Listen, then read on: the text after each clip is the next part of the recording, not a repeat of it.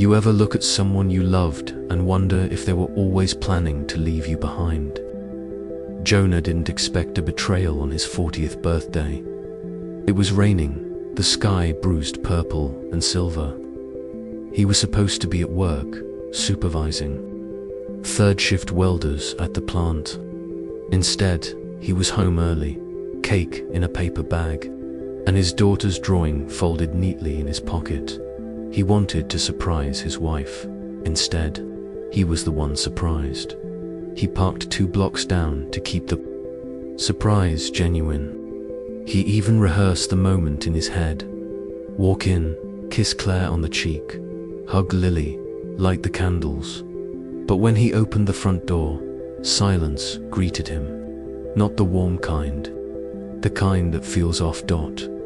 No cartoons on the TV, no dog barking, no smell of food, just a dull ache in the air. He dropped the bag on the counter. Claire. He called, no answer. He walked down the hallway, carpet damp. His stomach dropped when he saw muddy footprints. Then he noticed the living room closet door was hanging open. Something they never left open. His pulse kicked up. Jonah moved fast, now into the bedroom. Half the closet was empty. Her side drawers were yanked open. Hangers swung. One suitcase was missing, the red one they used on their honeymoon. That's when he saw the note, folded, sitting on the bed. Just his name, Jonah. His hands shook as he opened it. I can't do this anymore. It's not about you, it's about me. I need space to figure out who I am. Please don't try to call. I've taken what's mine. I left Lily with my sister. You'll be a better parent without me. There was no signature, no apology, no birthday wish. Jonah sat down hard on the edge of the bed, the letter fluttering from his hand. The quiet now felt louder than any scream. He didn't cry, not at first. He just sat, breathing, thinking, counting the signs he ignored. Claire had grown distant over the last 6 months. Shorter texts, colder hugs, cancelled dinners. But Jonah had chalked it up to stress, to life, not to this, not to her walking out with half the house, leaving their daughter like a coat she no longer wanted to wear. He finally stood up, made his way to Lily's room, and sank into her little pink chair.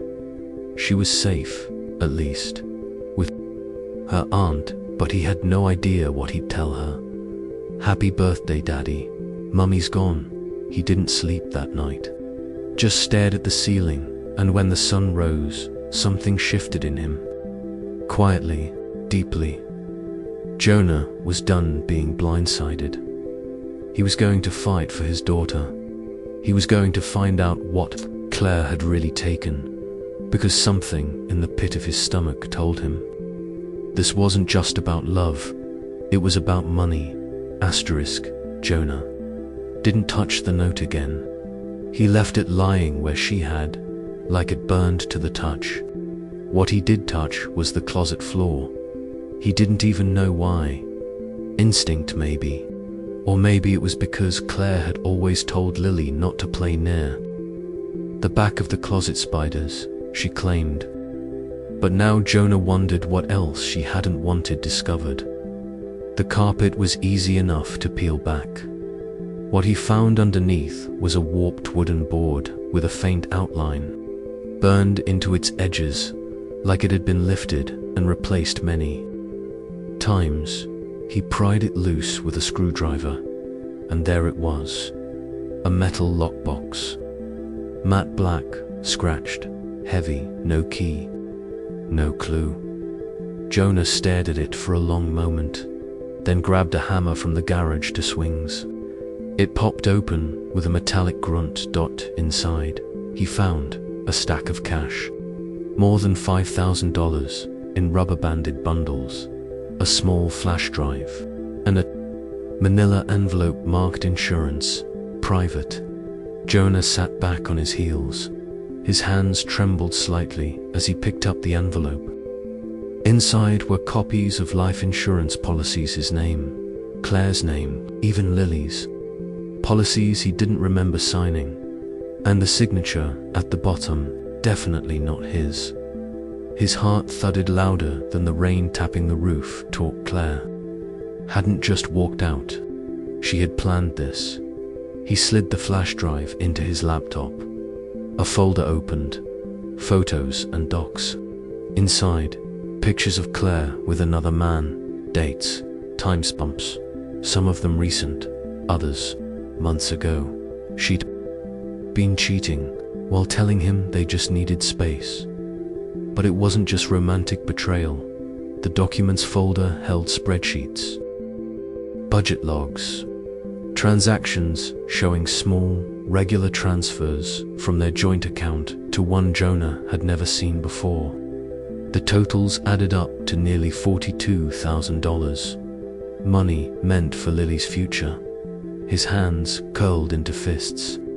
But there was no time to rage. Not yet. He made copies, saved everything to the cloud, printed the evidence. And then he called a name he hadn't spoken in years. Lucas Gray, his childhood friend turned lawyer. The kind of guy who wore tailored suits and smiled like he always knew how things would end. Jonah, Lucas said, surprised. It's been forever. Everything okay? Jonah exhaled. No, he said, but I need your help. Lucas Gray wasn't the kind of lawyer who asked pointless questions. He really listened, as Jonah laid it all out. The letter, the missing cash, the fake insurance, the hidden account, the lockbox. When Jonah finally stopped talking, Lucas leaned back in his chair, jaw tight. She forged your signature? He asked. Jonah nodded, at least 3 times. Lucas tapped his pen on the desk. Okay, here's what we do. He outlined everything like a general planning war. File for emergency custody of Lily. Freeze the joint accounts. Launch a forensic audit on Claire's transactions. Begin civil proceedings for identity fraud and theft. Jonah sat there, stunned. It's that serious? Lucas gave a grim smile.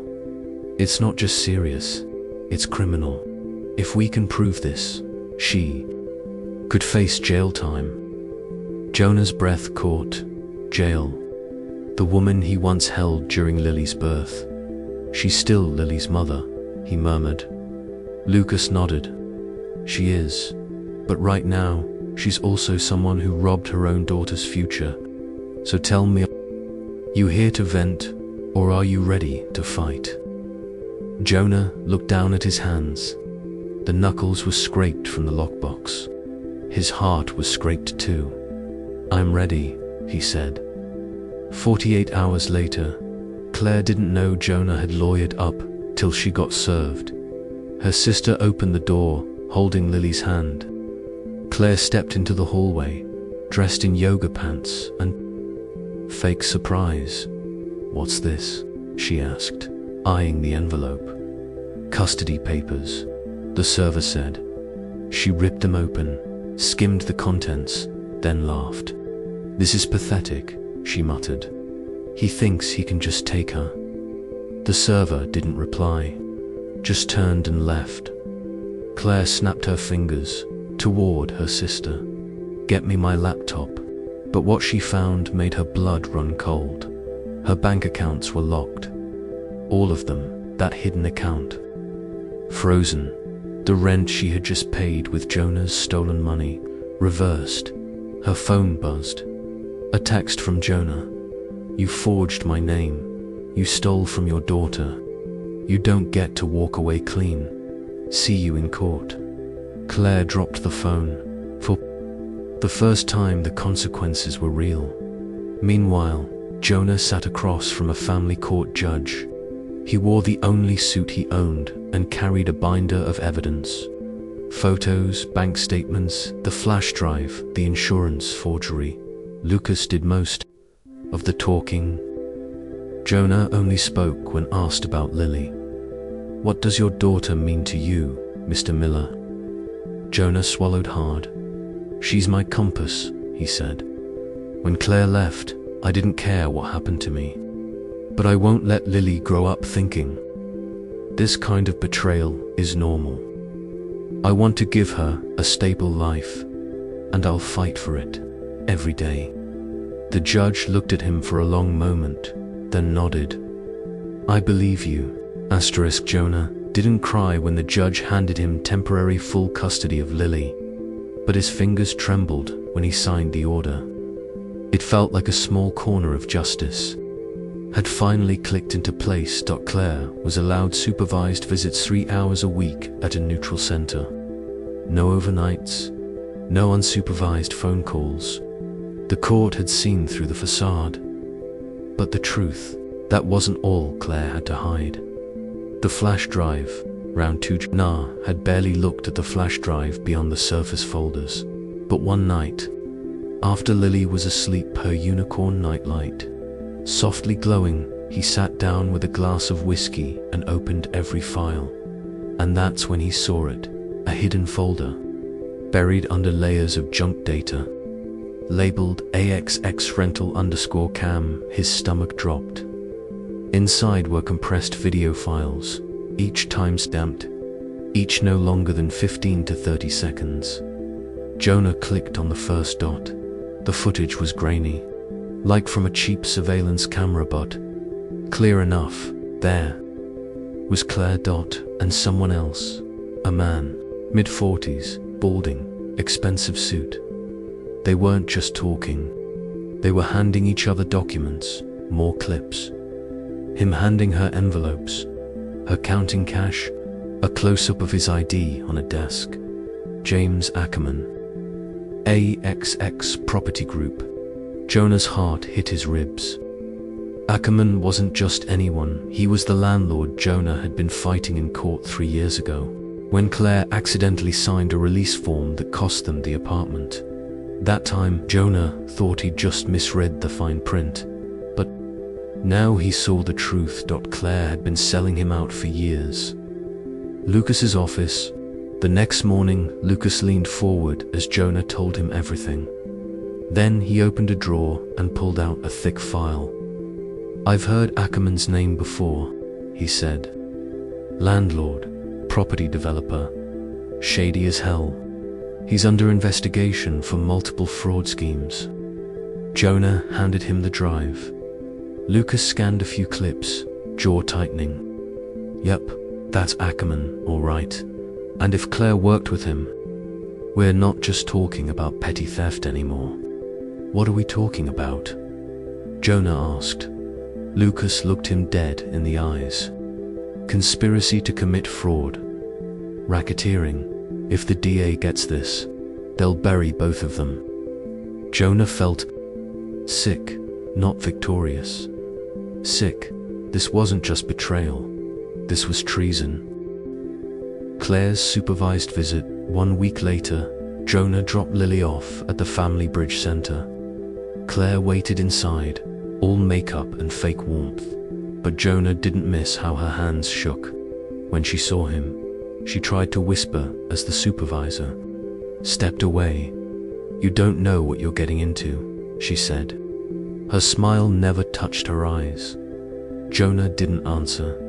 He simply leaned down to Lily and kissed her forehead. "I'll be right outside, kiddo." Outside, Jonah's phone buzzed.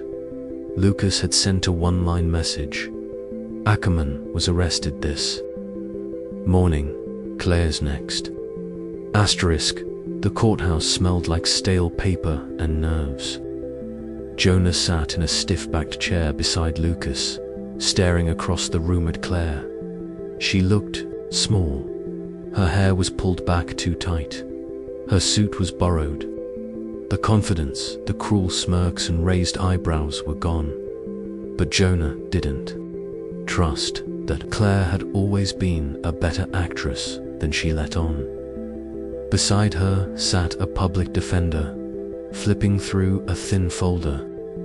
"No Ackerman," He was already behind bars, his plea deal signed, and part of that deal, he gave up everything Claire had done in exchange for less prison time. Now she stood alone. The charges were clear: forgery, fraud, conspiracy breaking and entering. Endangering a minor's trust fund. Jonah didn't need to testify. The evidence spoke louder than anything he could say. Her forged signature on the loan, surveillance videos with Ackerman, texts she'd accidentally synced to their old shared iCloud, the break-in footage, and most damning, her confession, buried in a voice memo titled "Delete Later," that she never actually deleted. He'll never see it coming. The house, the cash, everything's mine. He's just too soft to fight back. The courtroom was quiet as the judge reviewed everything. Claire squirmed in her chair, her fingers twisting the hem of her sleeve. Her lawyer leaned toward her. Claire whispered something, then stood up. "I want to say something," she said. The judge raised an eyebrow. "You may." Claire turned to her. "Jonah, I messed up," she began, her voice shaking. "I got desperate. I didn't mean for things to go that far. I didn't mean to hurt Lily." Lucas whispered under his breath, "Here come the crocodile tears." "I was scared," Claire said. "You always controlled the money. I felt like I had no power. I just wanted out. And Ackerman offered me a way." Jonah didn't flinch, because he wasn't there for her apologies. He was there to end her lies. The judge tapped the bench.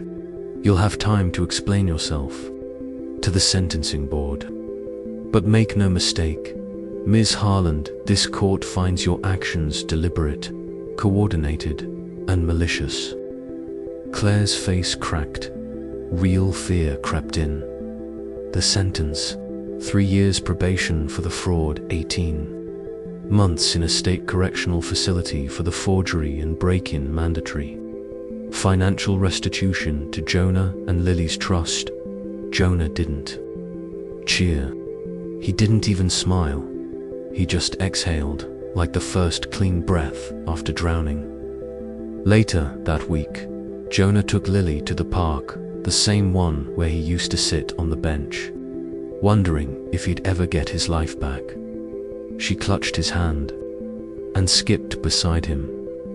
"Is Mummy gonna be okay?" she asked quietly. Jonah crouched to her level. "Mummy made some bad choices," he said gently, "but we're going to be okay. That's what matters now." Lily nodded, then handed him a dandelion. "Wish for something." He closed his eyes. He didn't wish for revenge, or money, or to rewind time. He wished for peace, for her, and maybe one day for himself, too.